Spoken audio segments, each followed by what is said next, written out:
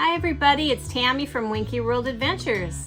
And if you're new to our channel, you may not know that we just moved down to Florida last October, and it's now August, from Minnesota. And so it's been an adventure getting acclimated and everything, and we realized we wanted to put some videos out to help people that might be considering moving to Florida on the steps that you should take as you're planning your move and getting settled. Well, we did steps 1 through 5 already, so if you haven't seen those videos, you might want to go back and watch those. This is the final one, step 6, and we've been kind of postponing it because we were kind of figuring it out as we went along, basically. It's navigating the healthcare system. So we've kind of had to learn the hard way, so we have some tips for you on what to do as you're moving and trying to find a new healthcare provider and everything going forward. The first thing that you should do is find good health insurance.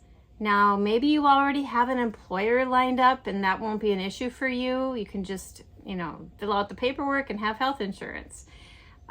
Or maybe Medicare will follow you, Part A or B, A and B hopefully, because it is a national program. But if you're kind of in between jobs, or if you're like us, you're kind of in these gap years, we wanted to retire early and we're not 65. I just turned 60. So we needed something in the interim to kind of help us, and we're glad that we've got insurance right away. We applied when we got down here online. Really super simple. Most of you have heard of the Marketplace, or some people still call it Obamacare. And you just go on their website, which is healthcare.gov, and I will put that in the links below. And here's a little screenshot of what that looks like on the website. But anyway, they just kind of lead you through a process. You enter what state you're living in, and you fill out a little questionnaire, and then they figure it out if you're qualified for health insurance and help match you up to some different insurance companies and give you quotes. So you can kind of look them over and figure out which ones, will fit you and which ones won't. Because some of them, like the one we had, was just for the state of Florida. So if you're looking like for a national plan or something, they give you options for that and then tell you what the premiums will be. Now the premiums are still subsidized, so we were really blessed. We feel like God led us to the right insurance company. It was Florida Blue. It's a Blue Cross Blue Shield company, but they have other choices as well. And then our premium was 0 because neither of us were working at the time.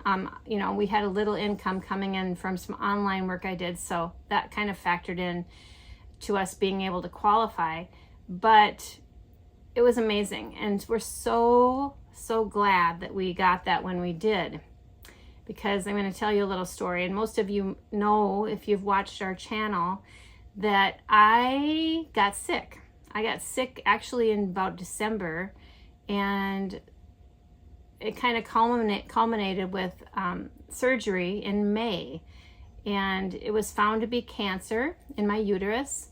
And so, I'm believing that I'm healed now. I really am. I even wore the shirt, I'm healed. So you can see that I'm healed, and I believe God has healed me. But going through all that was a nightmare because we had no idea what to do. So we're so glad we had insurance. Insurance covered a huge amount of the costs. If we had not had insurance, with all the bills we've been racking up, it would have been close to $200,000, and I'm not joking right now. Thankfully, with insurance, it got whittled down to where we owe probably about $6,000, which we're counting our blessings. You know what? It's not that bad. So we can handle that. But yeah, and it's something you want to do right away. I wouldn't waste any time because we never know. I felt great before this all happened. I felt wonderful. You just never know. And so it's good to have something in place. So that would be my first recommendation, is to get some good health insurance. Okay, the next thing that you're going to want to do after you have health insurance in place, hopefully right away, is to find a healthcare provider for your primary care. Now, some of you might need specialists, and this can be an issue. I'm not going to lie. When you're from out of state, you kind of go to the bottom of the list, and it's very difficult to get in. I need a gynecologist, and I called around everywhere around our area here, and the insurance company had given us recommendations on their website as to who had openings. But when I called a lot of those places, they said, no, we don't have openings. We're not taking new patients right now. And so I could not find a gynecologist. And so I was a little scared because I really needed one at that point in time. So then one of the people on the phone just said, well, maybe try to get in, with primary care first and see if they can give you a referral or something. So that's what we did. But I could not even get in with a normal medical doctor. I could not find one in our area that was taking new patients. And of course I had to tell them our insurance and everything. It didn't seem to matter. So what I finally did was get in with a nurse practitioner who was wonderful. And that would be my recommendation, is if you can't find anyone when you get down here right away, maybe start down a little bit, like the nurse practitioner or a physician's assistant or something. Get in there, get an appointment just to establish care. Because if you don't have care established, it's really difficult to do anything. And it may take you 3 or 4 months to get in. And I know there were a couple doctors that said, well, we could see you in 5 months from now, but I couldn't wait. I needed something right away. So anyway, get that appointment in the books and get in and get some kind of just well care or something, so you have that care established.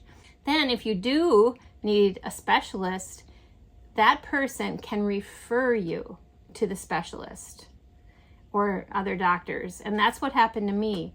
Mine was pretty urgent, so she just was on the ball, this nurse practitioner, and she referred me right away to an ultrasound place, so I had that done, and to a gynecologist so I could get a biopsy, and ended up referring me to another gynecologist. It was kind of a chain of events. And then I went to see that gynecologist, and she referred me to my surgeon.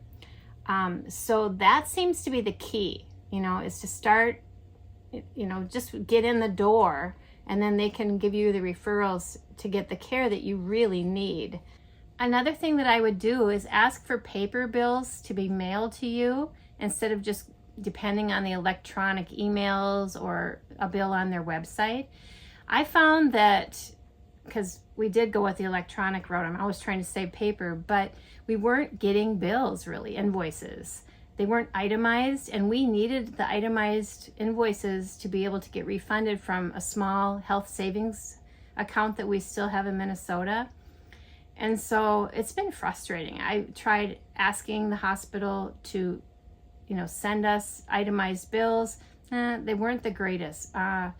So I would definitely recommend to ask for paper bills, so you do have just an itemized list of exactly what the charges are.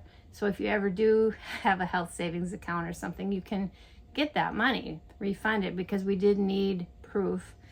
And it's just nice to have that paper trail as well, so that you can see what you're getting charged for or not charged for. Okay, so that's the final step in moving to Florida, navigating the healthcare system. Hopefully you found this video a little bit helpful, and it maybe answered some questions for you. But if you still have questions, please, or comments, write them in the comments below, and I'll try to help you or get you pointed in the right direction. I hope your move to Florida goes well, and I wish you the very best. Take care, and God bless.